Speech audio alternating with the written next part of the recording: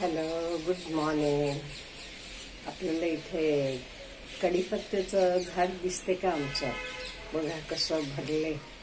अहो, हा कढीपत्ता का नाही आपल्या शरीराला खूप खूप चांगला. ह्याच्यामुळे आपले केस खूप काळे राहतात. त्यामुळे आपण का नाही जेवताना वगैरे सगळे एकत्र जेवायला बसायचं. मुलांना पण आपल्या बरोबर बसवायचं. मुलं पण आपल्या बरोबर बसली का नाही त्यांना पण कळते कढीपत्ता आपण टाकायचा नाही, कढीपत्ता खायचा.